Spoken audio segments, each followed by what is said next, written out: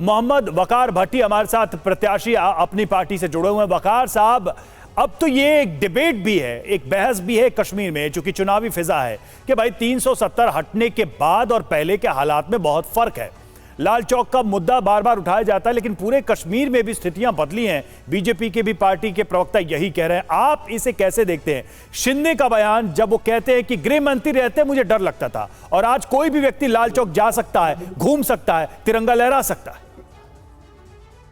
देखिए, अगर आप ये सोच रहे हैं कि लोगों की वॉइस बंद करके, लोगों के मुंह बंद करके दर और खौफ और दहशत का माहौल बनाकर आप ये समझ रहे हैं कि हमने कश्मीर में फतह हासिल कर ली है, तो आप बहुत गलत सोच रहे हैं। कश्मीर की गलियों में जब मैं जाता हूं ना सर कैंपेन पे, तो वहां नौजवान ये एक ही चीज कहता है मुझसे कि हमें डराया जा रहा है, हमें खौफ में डाला जा रहा है, हमें ये कहा जा रहा है कि तुम अगर लिखोगे, तुम बोलोगे, तुम बात करोगे, तो तुम्हें तिहाड़ जेल, बनारस की जेलों में, हिंदुस्तान की अलग अलग जेलों में भेज दिया जाए। ये आप लोगों ने, आम लोगों के दिलों में जो डर आप पैदा कर रहे हैं ना, उस डर की वजह से आज शायद कुछ लोग नहीं बोल पा रहे, लेकिन उनका नहीं लिख पा रहे। लेकिन हमारी सरकार, मतलब देखिए, लेकिन भारत की सरकार जो है, हमारे यहाँ एक ही बात कही जा रही है, बार बार हम यही सुनते हैं कि भाई वो लोग जो कश्मीर में दहशतगर्दी करते हैं, पत्थरबाजी करते हैं, हालात को बिगाड़ते हैं, उनको तो डर लगेगा और लगना भी चाहिए। जो हमारी सेना के खिलाफ हथियार उठाते हैं वो डरेंगे, और उनको आगे भी ऐसे ही उदाहरण दिए जाएंगे। लेकिन आम लोग नहीं डरे हुए हैं। आम लोग अपना काम कर रहे हैं, रोजगार कर रहे हैं, पर्यटक जा रहे हैं, लोग घूम रहे हैं, फिर रहे हैं। कश्मीर में डेवलपमेंट के लिए नए प्रोजेक्ट्स आ रहे हैं। आपने देखा कि विदेशी डेलीगेशन भी आया। तो ये लॉजिक दिया जा रहा है कि डर उनको नहीं लग रहा। देखिए, विदेशियों को मुझे क्या करना, लानत मारनी है विदेशियों को। अगर मेरे कश्मीर को शराब खाना बना रहे हैं आप लोग, तो मेरी मुस्लिम स्टेट कश्मीर एक मुस्लिम रियासत थी, आप उसको हर गली हर चौराहे के अंदर शराब का वाइन शॉप खोले जा रहे हैं। अब बच्चों के हाथों में ड्रग्स दिए जा रहे हैं आप लोग। कश्मीर मुस्लिम रियासत थी, आप ये कह रहे हैं? कश्मीर में आप ये कह रहे हैं? आप यार इस्लामी काम कर रहे हो, अब मुसलमानों को तंग कर रहे हो, आप रोजगार छीन चुके हो यहाँ मुसलमानों से, आप मुसलमानों को सता रहे हो और बार बार तंग कर रहे हो, और आप सोच रहे हो कि किसी की वॉइस बंद करने मुझे तो लगता है कि आपको कश्मीर का कश्मीर का कॉन्सेप्ट ही गलत है। देखिए, सुनिए मेरी बात, आपके कश्मीर का कॉन्सेप्ट ही गलत है साहब। कौन सा आपका गलत? आप कह रहे हैं मुस्लिम रियासत, आप कह रहे हैं कि शराब वहां अगर आ गई तो वहां पर इस्लाम खतरे में आ जाएगा। आप क्या बात कर रहे हैं? क्यों? जब हराम, शराब हराम है तो क्यों कश्मीर? अरे तो हराम व्यक्ति के लिए ना, किसी रियासत के लिए थोड़ी है। आप मत पीजिए, आपको बुरा लगता है तो आप किसी को आप कैसे ये कह सकते हैं कि वो आपके हिसाब से चले कश्मीर में? बात सुनो, पीना ना पीना अलग मतलब है। जब छोटे नौजवान बच्चों के पास नहीं, आप कश्मीर में एडमिनिस्ट्रेशन क्या इस्लाम के हिसाब से चलाना चाहते हैं? मेरा सीधा सवाल है। अभी तो आपने कहा हाँ, इस्लाम के हिसाब से कश्मीर चलाना चाहते हैं। क्या कहा मैंने?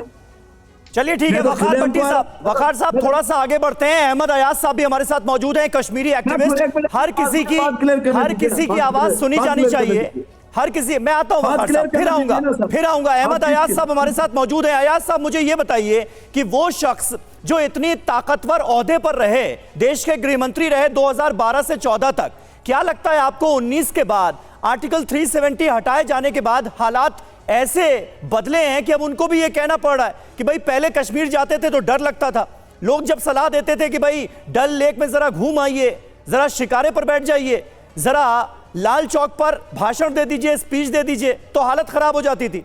लेकिन आज हालात बदले हैं। क्या ये कश्मीर की वो असलियत है जिससे नेशनल कॉन्फ्रेंस और बहुत हद तक कांग्रेस पार्टी भी इनकार कर रही है? एक चीज समझ में नहीं आ रहा कि शिंदे साहब ने ऐसी बात किस पस मंजर में कही है। हमें याद है कि जब वो होम मिनिस्टर थे जी, तो वो जम्मू कश्मीर आते थे और एक बार वो डल से भी आए और हजरत बल भी गए, और वो मुझे अच्छी तरह से याद है। तो उनको उस वक्त कोई इतना ज्यादा डर नहीं लगा। अलबत्ता ये सही बात है कि सिचुएशन में आहिस्ता आहिस्ता बेहतरी आ रही है।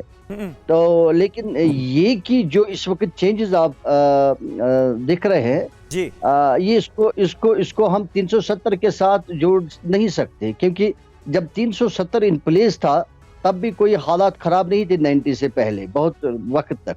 तो 90 इसको 370 के साथ हालत को जोड़ना ठीक नहीं है। ना ये कहा जा सकता है कि 370 के उठाने से हालात में तब्दीली हो गई। अलबत्ता it's a matter of political will. Ahmad Ayaz sahab, लेकिन अभी आरपी सिंह साहब, आप थोड़ा देर से जुड़े, आरपी सिंह साहब पूरे आंकड़े बता रहे थे कि आतंकवादी घटनाओं में कितनी कमी आई है, पत्थरबाजी तो एकदम से खत्म ही हो गई है।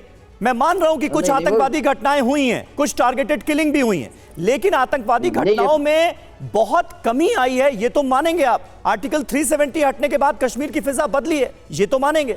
मान रहा हूं, ये मैं मान रहा हूं कि जहां तक स्टोन पेल्टिंग के वाकयात हैं उनमें कमी आई है, और शायद वो भी एक वजह बन रहा है कि इस वक्त जो इलेक्शन में ज्यादा पार्टिसिपेशन हम दिख रहे हैं या हमको दिखेगी आगे जम्मू कश्मीर के इलेक्शन में, तो वो भी एक वजह है। जहां बहुत सारे फैक्टर्स और भी है कि पार्टिसिपेशन ज्यादा होगी इलेक्शंस में, शायद ये भी एक फैक्टर है कि एक माहौल से मिल गया है, स्टोन पेल्टिंग नहीं हो रही है जो इलेक्शंस में हुआ करती थी। लेकिन मैं इसको 370 के साथ नहीं जोड़ता हूं, मैं इसको इसको जोड़ता हूं कि एक सियासी, एक पॉलिटिकल विल की बात है।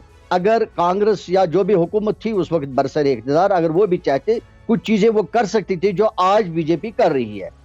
जैसे कि इन्होंने जो जुलूस है, जो मुहर्रम का जुलूस है, वो उस वक्त भी निकाला जा सकता था, उसके ऊपर भी कोई पाबंदी नहीं लगाई जा सकती थी, ना उसके ऊपर कोई इशू हो जाता। लेकिन अब बीजेपी ने, हुकूमत ने डिसाइड कर लिया, छोड़ दिया, करो जी जुलूस करो, अब हो रहा है, कोई इशू नहीं है। ये उस वक्त भी होता था, हो सकता था, लेकिन वो डर डर के मारे चल रहे थे।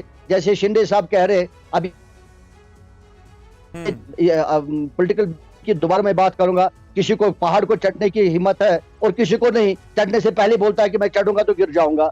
वही मुझे लगता है कि उस वक्त हुकूमत की हालत थी। नहीं तो कुछ चीजें जो इस वक्त बीजेपी कर रही है उस वक्त भी किए जा सकती। ठीक है, और वही वजह है शायद।